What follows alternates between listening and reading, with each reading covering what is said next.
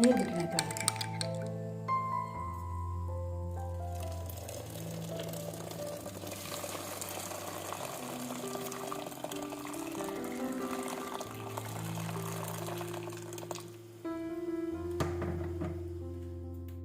Hello friends, welcome back to the channel Krupa Malnad. ನಾನು ಕೃಪಾ. ಬೆಳಗ್ಗೆ 3:30ಯಿಂದ ನನ್ನ ಇವತ್ತಿನ ದಿನ ಶುರುವಾಗಿದೆ. 3:30ಯಿಂದ ಎಷ್ಟು ಗಂಟೆವರೆಗೂ ಆಗುತ್ತೋ ಅಲ್ಲಿ ತನಕ ನಾನು ವ್ಲಾಗ್ನ ಮಾಡ್ತೀನಿ. ಯಾಕೆ ಎಷ್ಟು ಮುಂಚೆ ವ್ಲಾಗ್ನ ಶುರು ಮಾಡಿದೆ ಅಂತ ನೀವು ಅನ್ಕೋಬೋದು. ಇವತ್ತು ನಮ್ಮ ಮನೆಯವರು ಊರಿಗೆ ಹೋಗ್ತಾ ಇದ್ದಾರೆ, ನಮ್ಮೂರಿಗೆ, ತವ್ರ ಮನೆಗೆ. ಅಲ್ಲಿ ಕೊನೆ ಕೊಯ್ಲು ಮಾಡೋದಕ್ಕೆ ಅಂತ ಹೋಗ್ತಾ ಇದ್ದಾರೆ. ಹಾಗಾಗಿ ಅಮ್ಮಂಗೊಬ್ಬರಿಗೆ ಕಷ್ಟ ಆಗುತ್ತಲ್ವ ತಿಂಡಿ ಮಾಡೋದು. ಅದಕ್ಕೆ ನೆನ್ನೆನೇ ಕೇಳಿದರು ನನ್ನ ಹತ್ರ, ತಿಂಡಿ ಏನಾದರೂ ಮಾಡಿಕೊಡ್ತೀಯಾ ಅಂತ.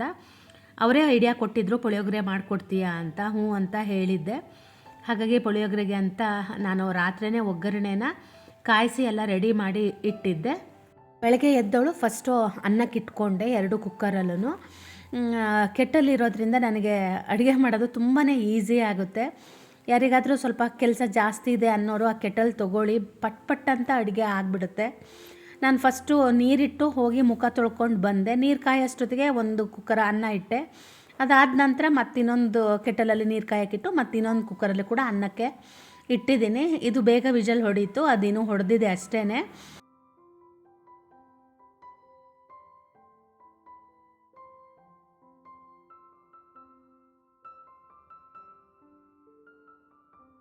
ಹೊರಗಡೆ ತುಂಬ ಅಂದರೆ ತುಂಬಾ ಚಳಿ ಇತ್ತು. ಹಾಗಾಗಿ ಸ್ವಲ್ಪ ಇವತ್ತು ನೀರನ್ನು ಜಾಸ್ತಿ ಬಿಸಿ ಮಾಡ್ಕೊಂಡಿದ್ದೀನಿ. ಇಷ್ಟು ಬಿಸಿಯಾಗಿ ನಾನು ನೀರನ್ನು ಕುಡಿಯಲ್ಲ, ಸ್ವಲ್ಪ ಟೀ ಥರ ಕುಡಿತಾ ಇದ್ದೀನಿ.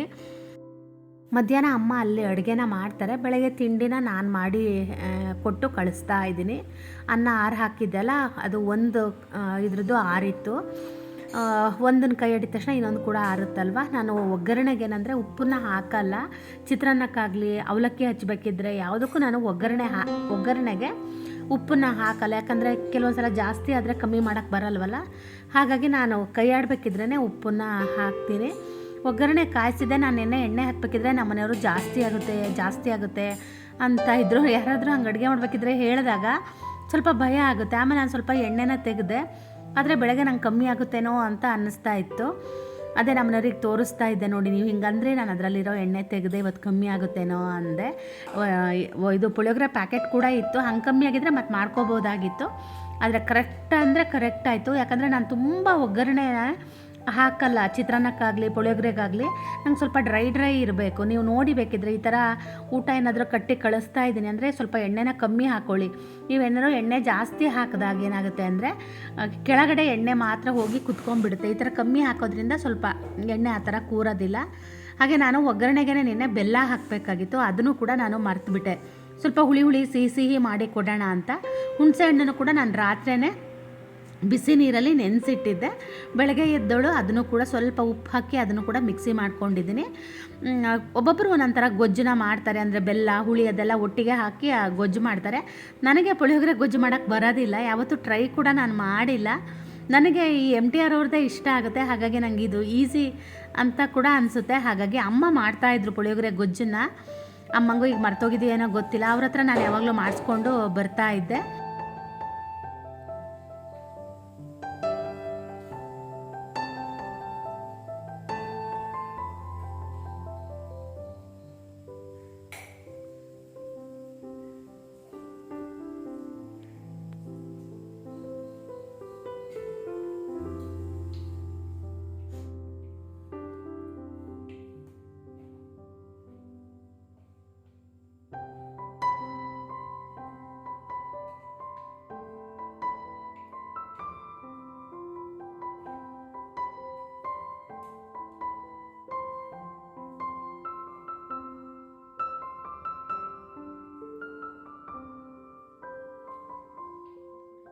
ಅಷ್ಟು ಬೆಳಗ್ಗೆ ಟೇಸ್ಟ್ ನೋಡೋಕೆ ಒಂಥರ ಆಗುತ್ತಲ್ವ, ಅದಕ್ಕೆ ನಮ್ಮ ಮನೆಯವರಿಗೆ ಕೊಟ್ಟೆ ಟೇಸ್ಟ್ ನೋಡೋದಕ್ಕೆ ಅಂತ. ಅವರು ಒಂದೊಂದು ಸಲ ಉಪ್ಪು ಕಮ್ಮಿ ಆಗಿದೆ ಅಂದ್ಬಿಡ್ತಾರೆ.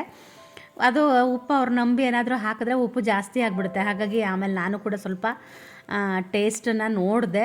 ಆದರೆ ಇವತ್ತು ಏನಾಗಿತ್ತು ಅಂದರೆ ಗುರುವಾರ ಆಗಿತ್ತು, ನಾನು ಬೆಳಗ್ಗೆ ತಿಂಡಿ ತಿನ್ನಲ್ವಲ್ಲ.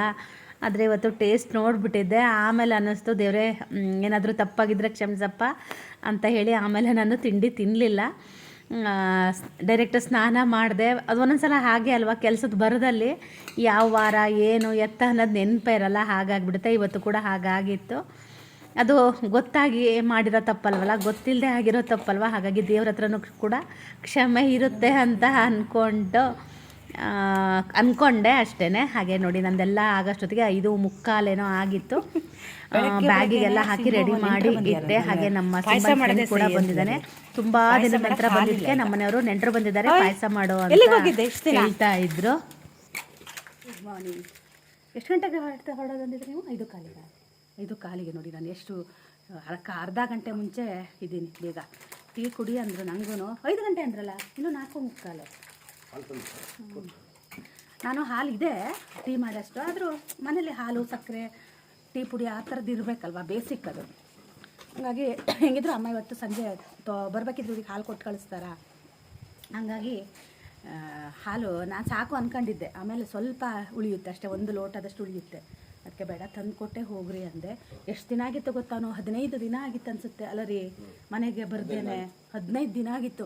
ನಾನು ಅವನು ಅಷ್ಟು ದಿನ ಬರದೇ ಇರೋದು ನೋಡಿದ ತಕ್ಷಣ ನನಗೆ ಏನಾಗುತ್ತೆ ಅಂದರೆ ಭಯ ಆಗುತ್ತೆ ನನಗೆ.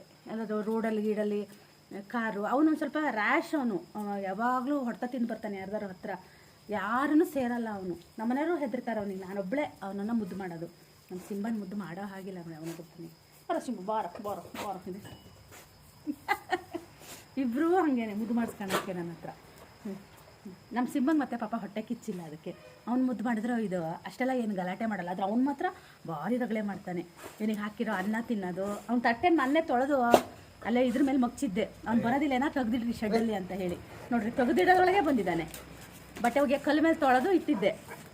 ಸುಮ್ಮನೆ ಇಲ್ಲಿ ಬಿದ್ದು ನಮ್ಮ ಮನೆಯವರೆಲ್ಲರೂ ಕಾರ್ ರಿವರ್ಸ್ ತೆಗಿತಾ ಸುಮಾರು ಇದನ್ನು ಹಾಳು ಮಾಡಿದ್ದಾರೆ. ಅವಾಗ ಬೌಲ್ಗಳು ಮದುವೆ ಮನೆ ಕೊಟ್ಟವೆಲ್ಲ ಬೌಲ್ ಹಾಗೆ ಕಾರಡಿಗಾಗಿದ್ದಾವೆ, ನಿಂಬೆ ಹಣ್ಣು ಥರ ತುಳಿಸಿಟ್ಟಿದ್ದಾರೆ. ಕೈ ನಿನ್ನೆ ಕೊಯ್ಕೊಬಿಟ್ಟಿದ್ದೀನಾ, ಬ್ಯಾಂಡೇಡ್ ತೆಗೆದೆ ಈಗ ಹಾಳಾಗಲಿ. ಅದು ಎಣ್ಣೆ ಅಂಶ ಎಲ್ಲ ಮುಟ್ಟಿದ್ದಲ್ಲ, ಒಂಥರ ಹೇಸಿಗೆ ಅನ್ಸುತ್ತೆ ನನಗೆ. ಚಿತ್ರಾನ್ನ ಕೈ ಆಡೋದು, ಆಮೇಲೆ ನನ್ನ ಮುಖ ಹೆಂಗೆ ಬರುತ್ತೆ ನನಗೆ ಗೊತ್ತಿಲ್ಲ, ನನಗೆ ಒಂಥರ ಅನಿಸ್ತಾ ಇದೆ. ಚಿತ್ರಾನ್ನ ಕೈ ಆಡೋದು, ಆಮೇಲೆ ಇದು ಏನದು ಪುಳಿಯೋಗರೆ ಕೈ ಆಡೋದು, ನಂಗೆ ಅದೊಂಥರ ಇಷ್ಟನೇ ಆಗಲ್ಲ. ಎಣ್ಣೆ ಅಂಶ, ಆ ವಾಸನೆ ಒಂಥರ ಇಷ್ಟ ಆಗಲ್ಲ. ಹೌದು. ಆಮೇಲೆ ಕರೆದ್ರೂ ಅಷ್ಟೇ ನನಗೆ ಒಂಥರ ಅನಿಸ್ತೈತಿ ನನ್ನ ಮುಖ. ಹಾಂ, ಆಮೇಲೆ ಮತ್ತೆಂಥದ್ದು, ಹಾಂ ಅದೇ ಕೈನ 2-3 ಸಲ ತೊಳೆದ್ರೂ ಅಡುಗೆ ಮನೆಯೂ ಕ್ಲೀನ್ ಮಾಡ್ಕೊಂಡೆ. ಇರುವೆ ಅಂದರೆ ಇರುವೆ ಇದ್ದಿದ್ದಾವೆ.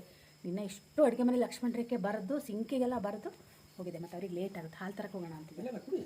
ನೀರನ್ನ ಎಷ್ಟು ಕೊಯ್ಕೊಂಡಿದ್ದೀನಿ ಗೊತ್ತಾ? 2 ಸಲ ಕೊಯ್ಕೊಂಡಿದ್ದೀನಿ. ತೆಗೆದು ಮೇಲಿಟ್ನಾ ಅಂತ ಬ್ಯಾಂಡೇಡು. ನಾ ಬೇಡ ಬಿಡ್ರಿ, ನಾನು ಹಚ್ಕೊಂತೀನಿ ಆಮೇಲೆ ಸ್ವಲ್ಪ ಹೊತ್ತು ಗಾಳಿ ಆಡಲಿ. ಅರ್ಶಿನ ಹಾಕೊಂಡೆ, ಇದ್ಯಾಕೋ ಅಷ್ಟಿದ್ದಿಲ್ಲ ರೀ, ಕೆಲವೊಂದು ಹಚ್ತಿದ್ದಂಗೆ ಗುಣ ಆಗುತ್ತೆ.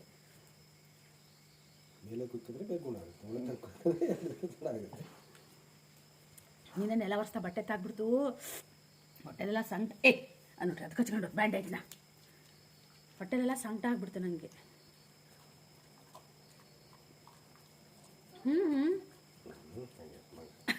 ನೆಕ್ತಾಯ್ತದನ ಬಂದರೆ ಹೆಂಗೆ ಗೊತ್ತಾ, ಇವನು ಇಲ್ಲಿ ನಮ್ಮ ಸಿಂಬ ನೋಡಿ ಇಲ್ಲಿ ಪಾಪ ಏನೂ ಇಲ್ಲ, ನಾವು ಬರೋಲ್ಲ ಅಂತ ಹೇಳಿ, ಇಲ್ಲಾಂದ್ರೆ ನಾವು ಇಲ್ಲೊಂದು ಮ್ಯಾಟ್ ಹಾಕ್ತೀವಿ. ಇವನು ಹೆಂಗಿದ್ರು ಎಬ್ಬಿಸ್ತಾನ ಅವನು ಅಂತ ಗೊತ್ತಾಗಿಲ್ಲಲ್ಲ ನಮಗೆ. ನಿನ್ನೆ ಮ್ಯಾಟ್ ಹಾಕಿಲ್ಲ ಪಾಪ ನಮ್ಮ ಸಿಂಬ. ನಿನ್ನೆ ಕಟ್ಟೆ ಮೇಲೆ ಜೀರ್ಣ ಮಾಡೈತೆ ನೋಡ್ರಿ. ನೀನು ಬುದ್ಧಿ ಇದ್ದಂಗೆ ಇದೆಯಾ ನೋಡಿ ನೀನು.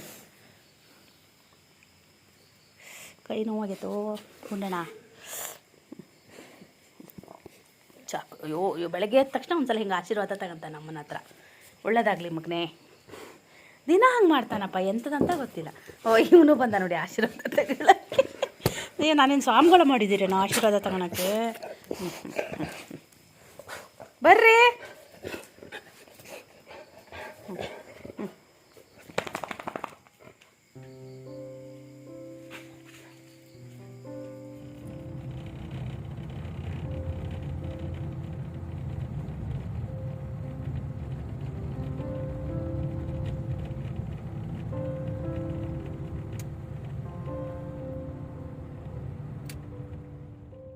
ಸ್ವಲ್ಪ ಇತ್ತು, ಹಾಗಾಗಿ ಹಾಲು ತೊಗೊಬರೋಣ ಅಂತ ಹೋಗ್ತಾಯಿದ್ವಿ. ಅರ್ಧ ಲೀಟ್ರ್ ಮಾತ್ರ ತೊಗೊಂಡ್ವಿ, ಯಾಕಂದರೆ ಊರಿಂದ ಬರ್ತಾ ಅಮ್ಮ ಕೂಡ ಕೊಟ್ಟು ಕಳಿಸ್ತಾರಲ್ವ, ಹಾಗಾಗಿ ಅಮ್ಮ ಹಾಲು ಕೂಡ ಕೊಟ್ಟು ಕಳಿಸಿದ್ರು. ನಾನು ಆಮೇಲೆ ನಮ್ಮನೆಯವ್ರು ಬಂದಮೇಲೆ ವೀಡಿಯೋನ ಮಾಡಲೇ ಇಲ್ಲ. ಹಾಲು ಕೊಟ್ಟು ನಮ್ಮನೆಯವರು ಕೂಡ ಈಗ ಹೊರಟರು. ಟೀ ಕುಡಿ ಅಂತ ಹೇಳ್ತಾಯಿದ್ರು. ಇಲ್ಲ, ನಾನು ಸ್ವಲ್ಪ ಹೊತ್ತು ಬಿಟ್ಟು ಟೀ ಕುಡಿತೀನಿ ಅಂತ ಹೇಳಿದೆ. ನಂಗೆ ಇಷ್ಟು ಮುಂಚೆ ಟೀ ಕುಡಿಬೇಕು ಅಂತ ಅನಿಸಲ್ಲ. ಮತ್ತು ಇವತ್ತು ಸ್ವಲ್ಪ ಮನೆ ಸುತ್ತಮುತ್ತ ಎಲ್ಲ ಕ್ಲೀನ್ ಮಾಡೋಣ ಅಂತ ಇದ್ದೀನಿ. ತುಂಬ ಎಲೆ ದರ್ಕು ಬೀಳ್ತಾ ಇದೆ. ಕಾಂಪೌಂಡ್ ಒಳಗೆ, ಕಾಂಪೌಂಡ್ ಹೊರಗೆ ಎಲ್ಲ ಗುಡಿಸಿ ಎಲ್ಲ ಎಸೆಯೋಣ ಅಂತ. ಅವ್ರು ಮನೆಗೆ ಬಂದಾಗ 10:30 ಆಗಿತ್ತು. ಬೆಳಗ್ಗೆ 5 ಗಂಟೆಗೆ ಮನೆ ಬಿಟ್ಟವರು, ರಾತ್ರಿ 10:30ಗೆ ಮನೆಗೆ ಬಂದಿದ್ದಾರೆ. ಆಮೇಲೆ ನಾನು ವೀಡಿಯೋನ ಮಾಡಲೇ ಇಲ್ಲ. ಅಮ್ಮ ಹಾಲು, ಮೊಸರು, ಒಂದಷ್ಟು ತರಕಾರಿ, ಗೊತ್ತಲ್ವಾ ತವ್ರ ಮನೆಗೆ ಹೋದರೆ ಖಾಲಿ ಕೈಯಲ್ಲಂತೂ ಕಳಿಸಲ್ಲ. ಆಮೇಲೆ ಮತ್ತೇನು ತುಂಬ ಏನೇನೋ ಕೊಟ್ಟು ಕಳಿಸಿದ್ರು. ಒಂದು ಸ್ವಲ್ಪ ಸ್ವೀಟು ಕೆಲಸದವರಿಗೆ ಅಂತ ಮಾಡಿದ್ರಂತೆ. ಆಮೇಲೆ ಇಷ್ಟು ಕೊಟ್ಟು ಕಳಿಸಿದ್ರು. ಅವ್ರು ಬಂದವರೇ, ಅವ್ರು ಬರೋದಕ್ಕಿಂತ ಒಂದು 5 ನಿಮಿಷ ಮುಂಚೆ ನಾನು ಊಟ ಮಾಡಿದ್ದೆ. ಕಾದು ಸಾಕಾಯಿತು. ನಾನು ಅವ್ರು ಬರೋದಕ್ಕಿಂತ ಒಂದು 5 ನಿಮಿಷ ಮುಂಚೆ ಊಟ ಮಾಡಿ ಕುತ್ಕೊಳ್ಳೋದಕ್ಕೂ ಅವರು ಕೂಡ ಬಂದರು. ಆಮೇಲೆ ಅವರು ಸ್ನಾನ ಮಾಡಿ ಊಟ ಮಾಡಿ ಹಾಗೆ ಮಲಗಿದ್ವಿ.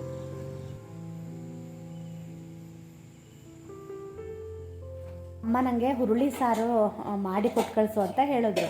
2 ಥರ ಸಾರಾಗುತ್ತೆ ಅಂತ ಹೇಳಿದ್ರು. ನನಗೆ ಹುರುಳಿನೂ ಖಾಲಿ ಆಗಿತ್ತು. ಆಮೇಲೆ ಹೋಗಮ್ಮ, ನಂಗೆ ಬೆಳಗ್ಗೆ ಯಾರು ಮಾಡಿ ಕಳಿಸ್ತಾರೆ ಅಂದರೆ ಸಾರು ಮಾಡೋದು ಬೇಡ, ಬರೀ ಹುರುಳಿನ ಬೇಯಿಸಿ ಕಟ್ಟು ತೆಗೆದು ಕಳಿಸು ಅಂದಿದ್ರು.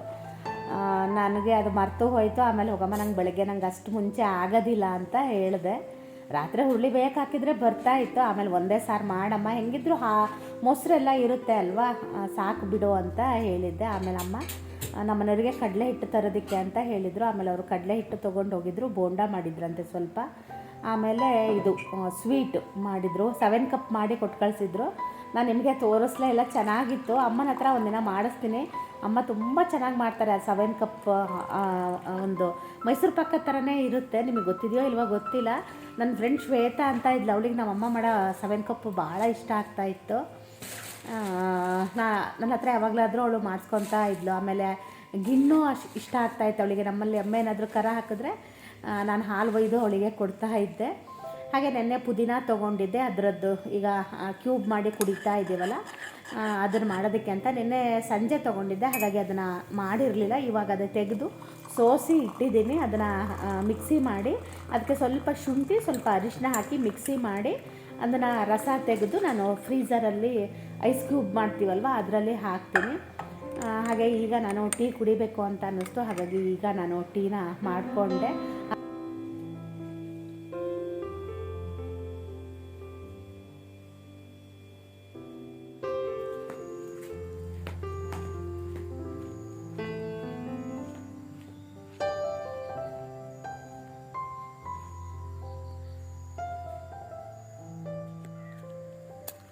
ಟೈಮ್ 5:45 ಆಗಿತ್ತು ಅನಿಸುತ್ತೆ.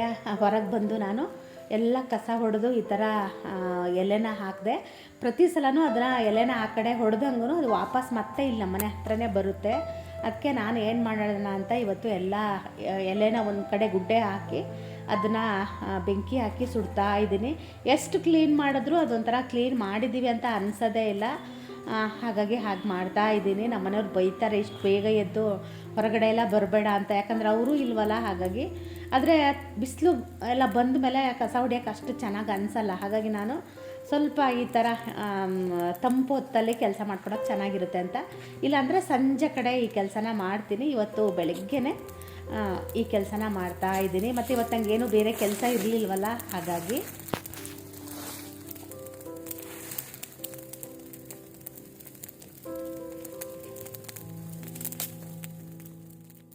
ಹೊರಗಡೆ ಎಲ್ಲ ಕ್ಲೀನ್ ಮಾಡಿ ಬರೋಷ್ಟೊತ್ತಿಗೆ ನೋಡಿ ಟೈಮ್ ಬಂದು 6:10 ಆಯಿತು. ಇವಾಗ ಸ್ವಲ್ಪ ಬೆಳಕು ಹರಿತಾ ಇದೆ. ಹೊರಗಡೆ ನೋಡಿ ಎಷ್ಟು ಕ್ಲೀನ್ ಆಗಿದೆ.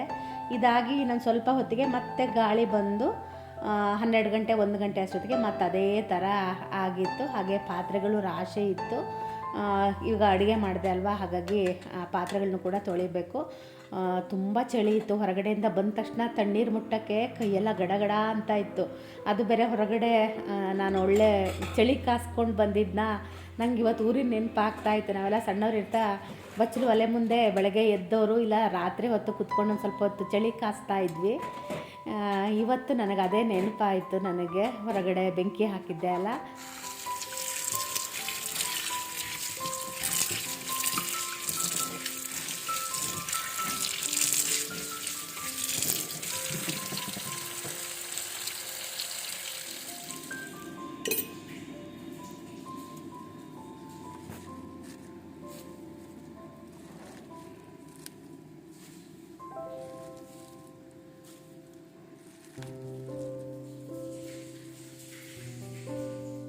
ಎಂಥ ಕೆಲಸ ಆಯಿತು ಅಂದರೆ, ಮಿಕ್ಸಿ ಹಾಕಿದೆ ಅಲ್ಲ, ಅದಕ್ಕೆ ಸ್ವಲ್ಪ ನೀರು ಹಾಕಿ ಒಂದು ಸಲ ಮಿಕ್ಸಿ ಮಾಡಿದೆ. ಅದು ನೋಡಿದ್ರೆ ಇಡೀ ಅಡುಗೆ ಮನೆ, ಡೈನಿಂಗ್ ಟೇಬಲ್ಲು, ಸದ್ಯ ಹಾಲಿಗೆ ಮಾತ್ರ ಒಂಚೂರು ಹಾರಿರಲಿಲ್ಲ. ನಂಗೆ ಅದೇ ಒಂದು ಖುಷಿ ಆಯ್ತಲ್ಲ, ಒಂದು ಟವಲ್ ಒಣಗಿಸಿದ್ರು ನಮ್ಮ ಮನೆಯವರು, ಅದು ಎಲ್ಲ ಆಯಿತು. ಒಂದಕ್ಕೆ ಇವತ್ತು 2 ಕೆಲಸ ಆದಂಗೆ ಆಯಿತು. ನಂಗೆ ಬೇಜಾರಾಗ್ಬಿಡ್ತು. ಇವತ್ತೇನು ಕೆಲಸ ಇಲ್ಲ ಅಂದಾಗ ಈ ಥರದ್ದು ಏನಾದರೂ ಒಂದು ಎಡವಟ್ಟು ನಾನು ಮಾಡ್ಕೊತೀನಿ. ನಾನು ಈ ಥರ ಸಿಲ್ಕಾನ್ ಸಿಗುತ್ತಲ್ವ, ಅದಕ್ಕೆ ಈ ಥರ ಹಾಕಿಡ್ತೀನಿ. ಹೋದ ಸಲ ಹಾಕಿದ್ದು ಖಾಲಿಯಾಗಿತ್ತು, ಅದಕ್ಕೆ ಅದನ್ನೇ ನಾನು ತೊಳೆಯೋಕ್ಕೆ ಹೋಗಲಿಲ್ಲ. ಒಂದು 2-3 ಕ್ಯೂಬ್ ಇತ್ತು, ಅದನ್ನು ನಾನು ಒಂದು ಸ್ಟೀಲ್ ಬಾಕ್ಸಿಗೆ ಹಾಕಿ ಫ್ರೀಝರಲ್ಲೇ ಇಟ್ಕೊಂಡೆ. ಈ ಥರ ಮಾಡಿಟ್ಕೊಂಡ್ರೆ ನನಗೆ 3 ಕ್ಯೂಬ್ ಅಂದರೆ ಒಂದು ವಾರದಷ್ಟು ಬರುತ್ತೆ. ಒಂದು ವಾರ ಆದ ನಂತರ ಮತ್ತೆ ನಾನು ಇದೇ ಥರ ಮಾಡಿ ಇಟ್ಕೊತೀನಿ. ನೆಲ್ಲಿಕಾಯಿ ಜ್ಯೂಸನ್ನು ಕೂಡ ನೀವು ಇದೇ ಥರ ಮಾಡಿ ಇಟ್ಕೋಬೋದು, ಟೈಮ್ ಇಲ್ಲದೇ ಇರೋರು. ನಾನು ಪುದೀನ ಯಾವಾಗಲೂ ಸಿಗಲ್ವಲ್ಲ, ಹಾಗಾಗಿ ಮತ್ತು ತುಂಬ ದಿನ ಇಡೋಕ್ಕೂ ಬರಲ್ಲ, ಮತ್ತು 2 ಚಮಚ ಅಂತ ಕುಡಿಯೋಕ್ಕೂ ಬರಲ್ಲ ಅಂತ ಹೇಳಿ ನಾನು ಈ ಥರ ಮಾಡಿ ಇಟ್ಕೊತೀನಿ.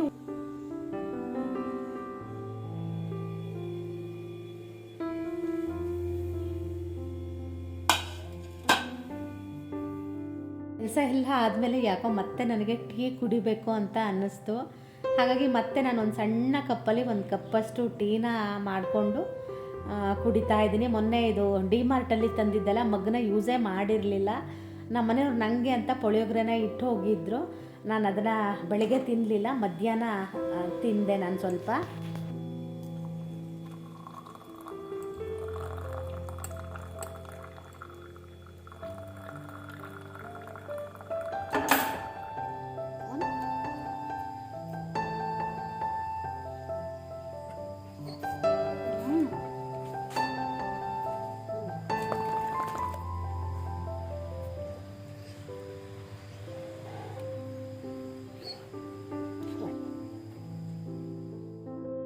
ಬೆಳಗ್ಗೆ ತಿಂಡಿ ಕೆಲಸ ಏನೂ ಇರಲಿಲ್ಲಲ್ಲ, ಹಾಗಾಗಿ ಹುಡುಕಿ ಕೆಲಸ ಮಾಡೋದಾಗಿದೆ. ಸುಮ್ಮನೆ ಅಂತೂ ಕೂರೋಕ್ಕಾಗಲ್ಲ, ಏನಾದರೂ ಕೆಲಸ ಮಾಡ್ತಾ ಇರಬೇಕಲ್ವ. ಅದಕ್ಕೆ ಒಂದಷ್ಟು ಬಟ್ಟೆಗಳು ಮಡ್ಚೋದಿತ್ತು, ಅದನ್ನು ಮಡ್ಚಿದೆ. ಆನಂತರ ಕಾಯಿ ಇರಲಿಲ್ಲ, ಕಾಯಿ ಸುಲ್ಕೊಂಡು ಕಾಯಿನೂ ಕೂಡ ಒಡೆದು ಕಾಯಿನೂ ಕೂಡ ತುರಿದು ಇಟ್ಕೊಂಡಿದ್ದೀನಿ. ಹಾಗೆಯೇ ಸ್ವಲ್ಪ ತೊಂಡೆಕಾಯಿ ಇತ್ತು. ಇವತ್ತು ಮಧ್ಯಾಹ್ನ ತೊಂಡೆಕಾಯಿ ಪಲ್ಯ ಮಾಡಿಕೊಂಡು ಸ್ವಲ್ಪ ಸಾರು ಏನಾದರೂ ಮಾಡ್ಕೊಳ್ಳೋಣ ಅಂತ ಇದ್ದೀನಿ. ರಸಮ್ ಮಾಡೋಣ ಅಂತ ಅಂದ್ಕೊಂಡೆ, ಯಾಕೋ ರಸಮ್ ಬೇಡ ಅನ್ನಿಸ್ತು. ನನಗೆ ತೊವೆ ಇಷ್ಟ ಆಗುತ್ತೆ, ನಮ್ಮ ಮನೆಯವ್ರಿಗೂ ಇಷ್ಟ ಆಗುತ್ತೆ. ಹಾಗಾಗಿ ಅವ್ರು ಮತ್ತೇನಾದ್ರು ರಾತ್ರಿ ಬಂದರೆ ಅದನ್ನೇ ಅವರು ಊಟ ಮಾಡ್ತಾರೆ. ಮತ್ತು ತಿಂಡಿ ಏನೂ ಮಾಡಲ್ಲ ನಾನು, ಬೆಳಗ್ಗೆನೂ ತಿಂಡಿ ಏನೂ ಇಲ್ವಲ್ಲ, ರೊಟ್ಟಿ ಏನಾರು ಆಗಿದ್ರೆ ಅದನ್ನೇ ತಿಂದು ಮಲಗ್ತಾ ಇದ್ದರು. ತೊವೆ ಮಾಡಿದ್ದೆ, ತೊವೆ ತುಂಬ ಚೆನ್ನಾಗಾಗಿತ್ತು ಅಂಥೇಳಿ ಅವರು ರಾತ್ರಿ ಊಟ ಮಾಡಿದ್ರು. ಊಟ ಬೇಡ ಅಂದರು, ನಾನೇ ಹೇಳಿದೆ ತೊವೆ ತುಂಬ ಚೆನ್ನಾಗಾಗಿದೆ ಊಟ ಮಾಡಿ ಅಂತ. ಆಮೇಲೆ ಅವರು ಊಟ ಮಾಡಿದ್ರು, ಹೌದು ತುಂಬ ಚೆನ್ನಾಗಿದೆ ಅಂತ ಹೇಳಿದ್ರು. ಕೈ ನಿನ್ನೆ ಕೊಯ್ಕೊಂಡಿದ್ದೆ ಅಲ್ಲ, ಅದಂತೂ ಏನು ಕೆಲಸ ಮಾಡೋಕ್ಕೂ ಆಗ್ತಿರ್ಲಿಲ್ಲ, ಅಷ್ಟು ನೋವು ಆಗ್ತಾ ಇತ್ತು. ತುಂಬ ಡೀಪಾಗೆ ಕೊಯ್ಕೊಂಡ್ಬಿಟ್ಟಿದ್ದೀನಿ. ಎಂಥ ಇದು ನೆಲ್ಲಿಕಾಯಿ ಹೆಚ್ಚೋದಕ್ಕೆ ಅಂತ ಹೋಗಿ ಆ ಥರ ಕಟ್ಟಾಗಿದೆ ಕೈ. ತೊಂಡೆಕಾಯಿ ನಾನಿವತ್ತು ಇದನ್ನು ಹಾಕಿ, ಗೋಡಂಬಿ ಹಾಕಿ ಸ್ವಲ್ಪ ಪಲ್ಯ ಮಾಡ್ತೀನಿ.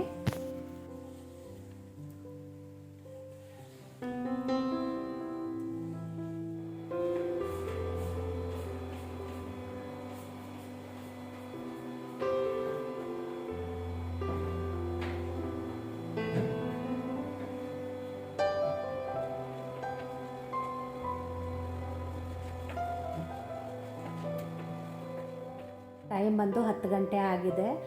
6 ಗಂಟೆ ಅಷ್ಟೊತ್ತಿಗೆ ಕಸ ಹೊಡೆದು ಬಂದಿದ್ದೀನಿ. 10 ಗಂಟೆ ಅಷ್ಟೊತ್ತಿಗೆ ಏನಾಗಿದೆ ಅಂತ ನೋಡಿ. ಮತ್ತೆ ಇಷ್ಟು ಕಸ ಬಂದು ಬಿದ್ದಿದೆ. ಅದೇ ನೀರಲ್ಲಿ ಹೋಮ ಮಾಡ್ದಂಗೆ ಆಗುತ್ತೆ ಅಂತಾರಲ್ವ, ಹಾಗೆ ಪಾಪ ದನ ಕೂಡ ಬಂತು. ನಾನು ಮುಸ್ರೆ ಇಡ್ತೀನಲ್ವ, ಈ ಟೈಮಿಗೆ ನಾನು ಮುಸ್ರೆ ಇಡ್ತೀನಿ, ಅದಕ್ಕೆ ದನ ಬಂದಿದೆ. ಅದಕ್ಕೂ ಕೂಡ ಈಗ ಮುಸ್ರೆ ಇಟ್ಬಿಟ್ಟು ಈಗ ಅಡುಗೆ ಮನೆ ಕೂಡ ಎಲ್ಲ ಕ್ಲೀನ್ ಆಯಿತು, ನೆಲ ಒರೆಸಿ ಎಲ್ಲ ಆಯಿತು. ಈಗ ಸ್ನಾನ ಮಾಡಬೇಕು. ಸ್ನಾನ ಮಾಡಿ ಸ್ವಲ್ಪ ಅಡುಗೆನೂ ಮಾಡ್ಕೋಬೇಕು. ನಾನು ಅದೇ ನೆಲ್ಲಿಕಾಯಿ ಜ್ಯೂಸಿಗೆಲ್ಲ ರೆಡಿ ಮಾಡಿ ಇಟ್ಟಿದ್ದೀನಿ.